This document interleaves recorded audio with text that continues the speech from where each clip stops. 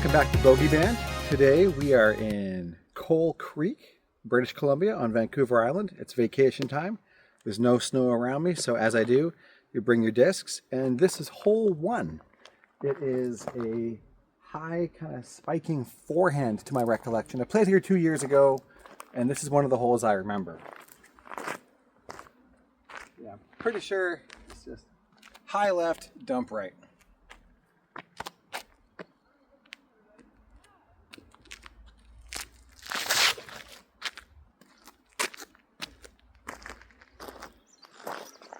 It might be good.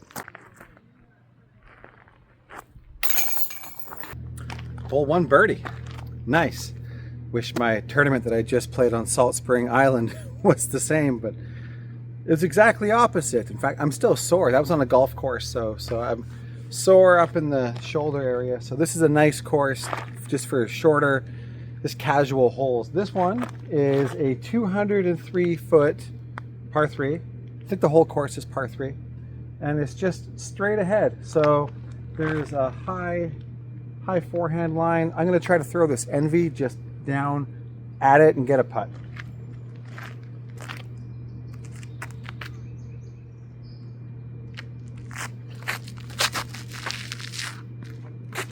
Yeah, it's leaking left, but it's still a putt.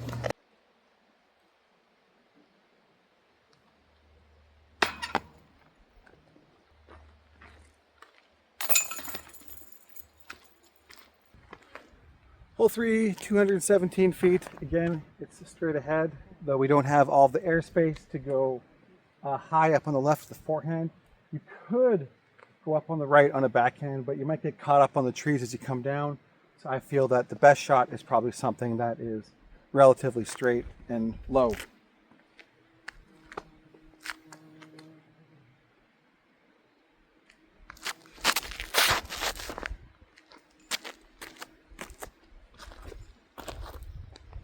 Yeah, super happy with that. I could hear water from the tee, but I didn't know that I was actually throwing at it. So this hole has more to it than just, you know, whether you go left, right, or straight. Right down here, you have actual water. So now I'm really happy with my shot.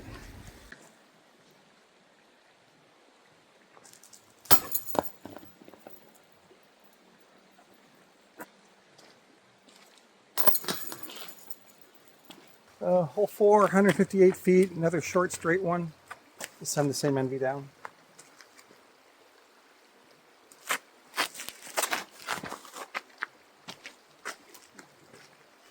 Ugh.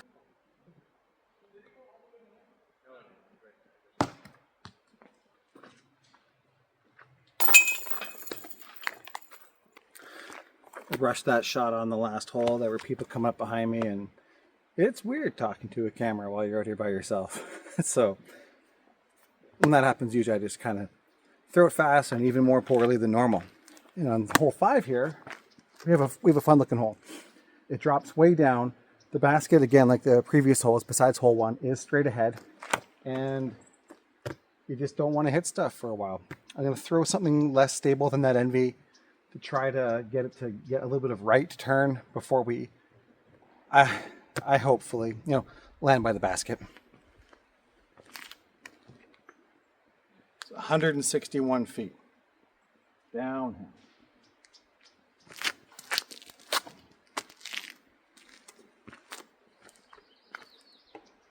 Yeah, that held straighter for longer, so that's a good disc for this.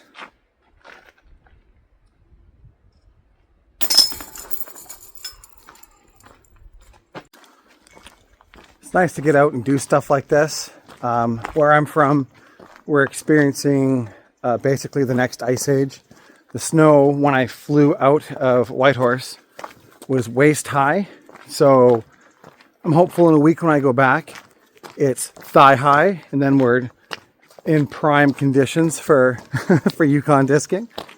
But in all seriousness, though, it's really great to be out here playing these different courses. It's like one of my favorite experiences is always playing a course blind, playing for the first time, and you guys have gotten to experience that with me a few times. The results are generally horrific, but it's just There's nothing like it. And a lot of these holes feel like first time again. And these trees are incredible, all moss covered and huge. I love it. And now we're at hole 6, which is 180 feet. And it's an interesting shot shape.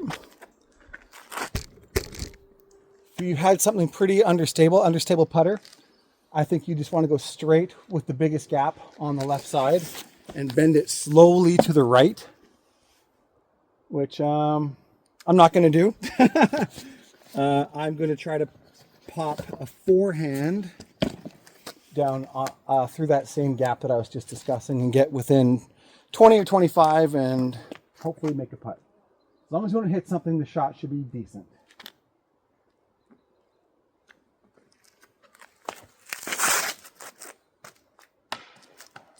As long as you don't hit something.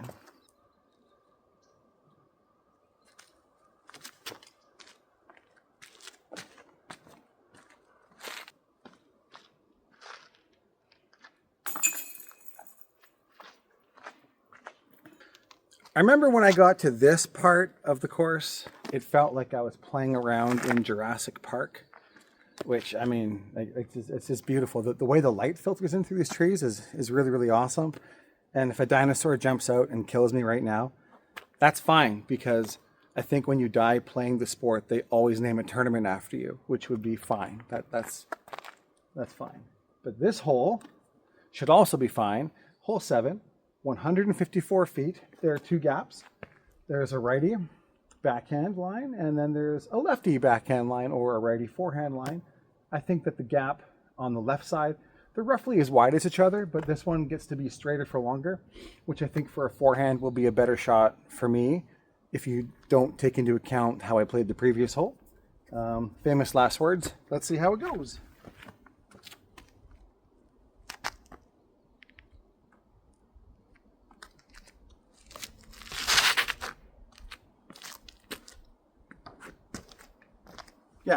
Yeah, that's good.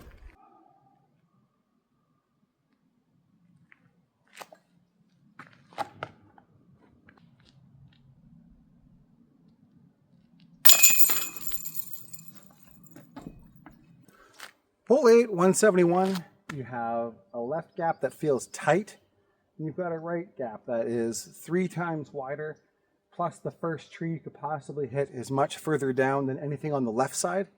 So I feel that the right-handed backhand is the safer play for this hole. This becomes a do as I say and not as I do situation, as I've become so well known for. Let's see what I got.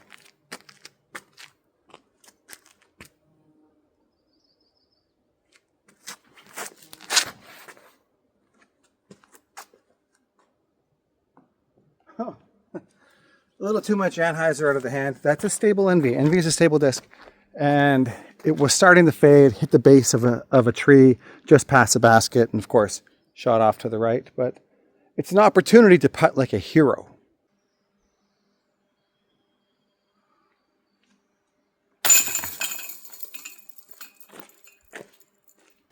Already at the halfway point. Hole 9. It is 164 feet. You just kind of want to send it out straight on a forehand and bend it like Beckham around the corner to the right. Get yourself a putterooski.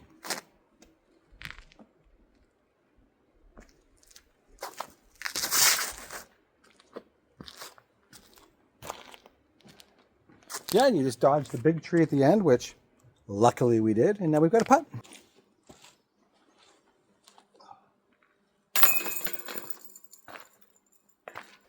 Hole 10, looks like it's another forehand shot. Where's the sign? 174 feet.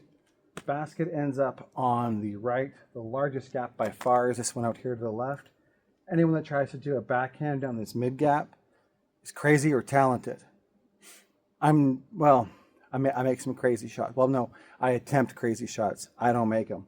I'm going to try this forehand out over the left. There's a large stump in the center. I want to get to the left of that and then dive in behind it to get the putt.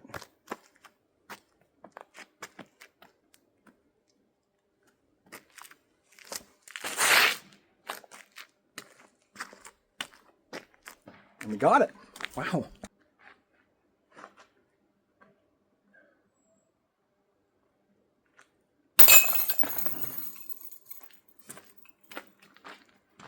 Hole 11, 174 feet. Course designed by a lefty. This shot is straight to a right-hand fade on a forehand. So that's what we're going to do. We're going to have to put this on a bit of hyzer. I think the basket is more to the right than these normal ones to the right. You can't. Oh, okay, I got it. Yeah, it's more to the right. Actually, I'm actually going to switch the disc. There we go. I'm going to go with a stall, and so I can get a bit more ground play.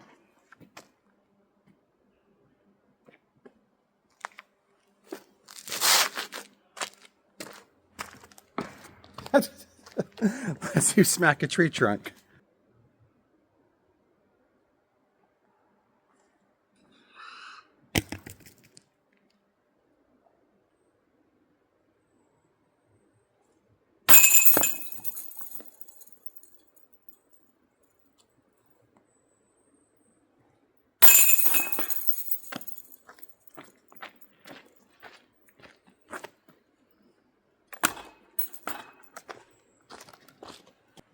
Oh, that was an unfortunate non-catch, I guess. It was a little too high, even though the second putter hit very close. I won't say exact because I haven't gone back and watched.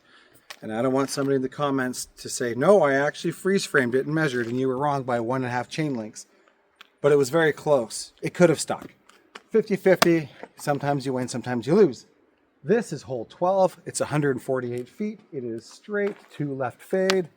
Going to take my flippier of the two zones and just try to send it exactly down the way I described.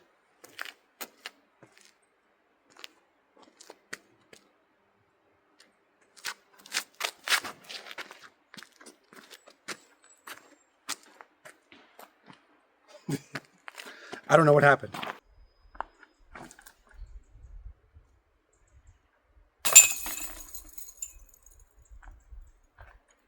Hole 13 is kind of interesting. It is not straight. It's kind of a bit of a crescent shape. It is 177 feet. And I think this one wants an overstable Anheuser forehand to flatten out towards the end of the flight to get towards the basket. I think if you throw a backhand, you run a lot of risk of hitting those two trees right up towards the center.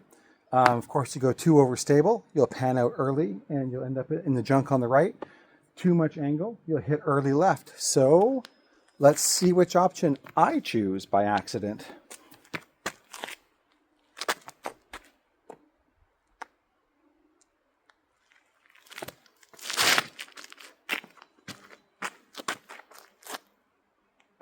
Oh, I think it's right beside the basket. Don't deserve it. It hit a branch and dropped. This course is really popular. There's been a lot of people playing through here just in the short time I've been out here. It doesn't take long to actually play through, which is great. If you're just looking for a quick round. Oh, yeah, we're really close. But yeah, highly recommend this course if you're ever traveling through the area.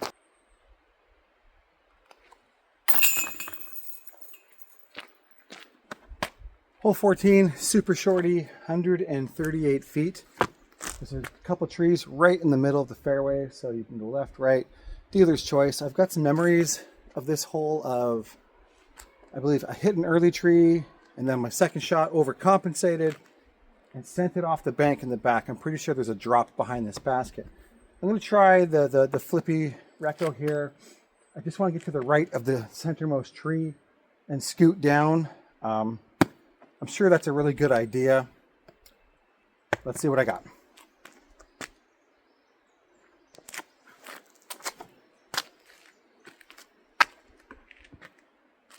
Well, I mean, I got to the right of the tree in the center.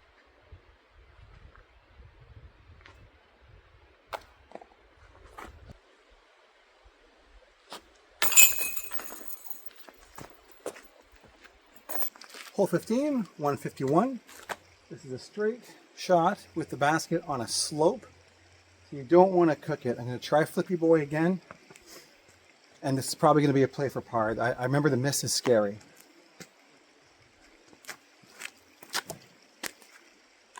Oh no.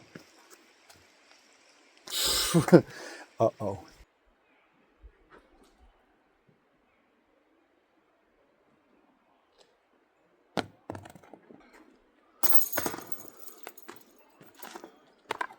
Hole 16, this is the hardest hole to my recollection. It is 213 feet uphill, bends to the right with no super clear path to hit. So we'll see what I do.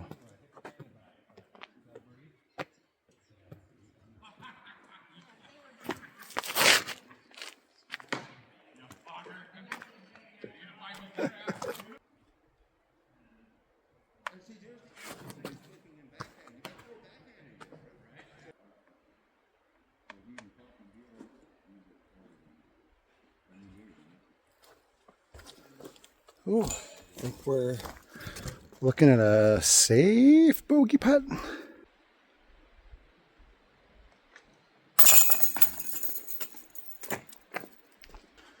Now I remember why hole 16 was, in my opinion, the hardest. Because it's not a forehand shot. Who are you trying to fool? There's so much stuff. I think it's actually an understable backhand that's able to slowly drift to the right and then settle. And I really struggle with that anyway, so taking a 4 on it is better than a 5. That's how I'm going to chalk that one up. Hole 17, though, is actually the coolest hole on this course. Opinion again, you're on the side of a hill. I'm on the side of a hill. And you've got to send it out into a meadow. The sign says it's 387 feet, still par 3, downhill shot. And you see how close you can get it. And I hope I can get it within a respectable footage. For the footage, here we go. Right up the gap. Don't hit a tree. Don't fall off the side of the hill.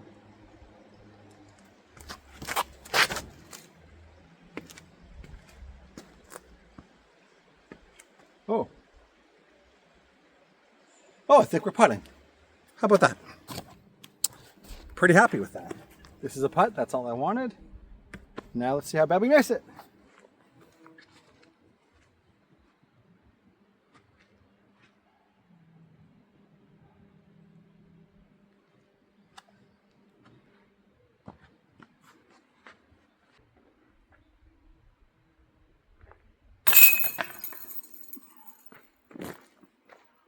This is hole 18, 164. You kind of end the way you started with a bit of a spike.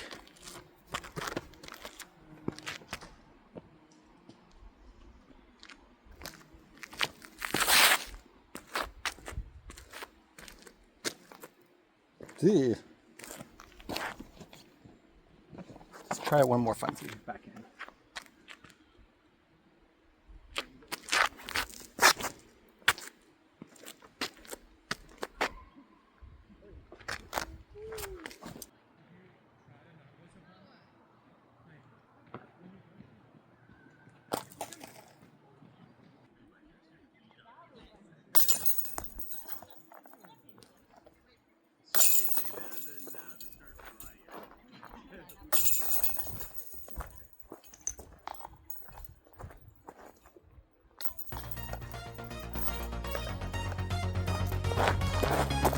So that's Cumberland Disc Golf. I think it's a fun little course. I wish I could have played better. I wish those 2 putts that were a little high and stuck would have made the score far more respectable. I don't know how I scored. That'll be calculated during the editing. Impressive editing. But I do appreciate you watching as always, and I hope that if any of you ever end up in this area, you come check this place out. It's a fast little loop and a good time. Anyway, thank you again, as always, for watching.